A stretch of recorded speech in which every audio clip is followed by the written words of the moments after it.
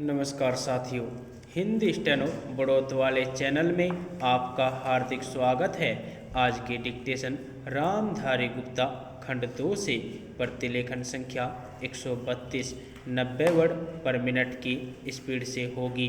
तो आइए शुरू करते हैं। डिक्टेशन शुरू होगी 5 सेकंड बाद।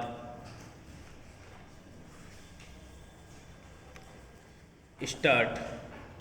महोदय, हमें ऐसी विघटनकारी प्रवृत्तियों से होशियार रहना चाहिए जो मौका पाते ही देश में सिर उठाने लगती है। इन विघटनकारी प्रवृत्तियों में कुछ ऐसी है जो सांप्रदायिकता की श्रेणी में आती है, अर्थात किसी धर्म की आड़ में खेली जाने वाली राजनीति, जिसमें एक धार्मिक वर्ग को दूसरे से नफरत करने के लिए उकसाया जाता है। फिर प्रांतवाद या राज्यवाद की प्रवृत्ति है। हमारे देश में सबसे घातक और खतरनाक प्रवृत्ति शायद जातिवाद की है। जब जाति प्रथा शुरू हुई थी तो बहुत अच्छी रही होगी, लेकिन पिछले कुछ वर्षों से इसने हमें राष्ट्रीय और सामाजिक स्तर पर कमजोर कर दिया है। इसने हमें छोटे छोटे गुटों में बांट दिया है। इससे लोगों में वर्ग बन गए हैं।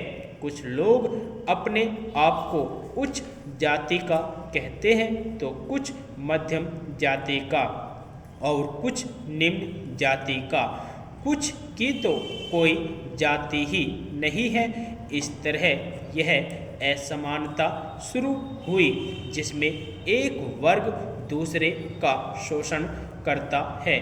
मेरे विचार से भारत की कमजोरी और पतन का यही मुख्य कारण रहा है। इतिहास के ये सारे सबक हमारे सामने हैं। हमने देखा है कि अपनी बहुत सी अच्छाइयों और योग्यताओं के बावजूद भी हम राष्ट्रों की दौड़ में बार बार पिछड़े हैं और हमारे बीच एकता की इस कमी के कारण ही भारत का पूरा समाज ऐसी जातियों और वर्गों में बट गया है जो एक साथ नहीं चल पाते। इसलिए मैं हर जगह भारत की एकता पर और सांप्रदायिकता, प्रांतीयता, अलगाववाद, राज्यवाद और जातिवाद से लड़ने की जरूरत पर जोर देता हूँ। जहाँ तक मैं समझता हूँ और आशा है आप भी वैसा समझते हैं, भारत के उत्तर, दक्षिण तथा पूर्व और पश्चिम में कोई बंटवारा नहीं है। केवल एक भारत है जिसमें हम सब, आप और मैं उत्तराधिकारी हैं। हम सब का है।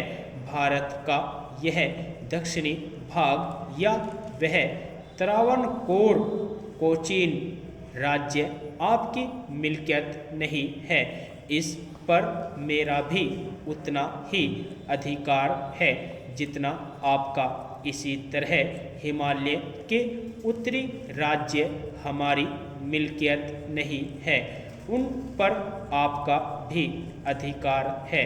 वे आपके भी उतने ही है जितने कि किसी अन्य भारतवासी के। इसलिए उत्तर से दक्षिण तक पूरा भारत प्रत्येक भारतवासी की साझी विरासत है। भारत का अब तक का हजारों वर्ष का इतिहास और उसकी समूची संस्कृति, चाहे वह उत्तर की हो या दक्षिण की अथवा किसी और स्थान की, हमारी साझी विरासत है। यही नहीं, हमारे सामने फैला विराट भविष्य भी हमारी साझी विरासत बनेगा। इस बहस के दौरान जो मुख्य मुद्दे उठाए गए हैं और आलोचना की गई है तथा सुझाव दिए गए हैं उनके बारे में निस्संदेह मेरे साथी माननीय रक्षा मंत्री महोदय जवाब देंगे।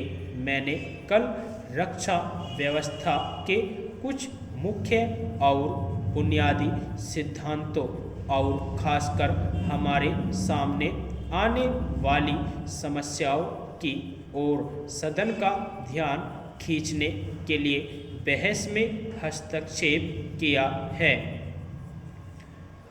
यदि आपको डिक्टेशन अच्छी लगी हो तो हमारे चैनल को सब्सक्राइब करें तथा वीडियो को लाइक व शेयर भी करें। धन्यवाद।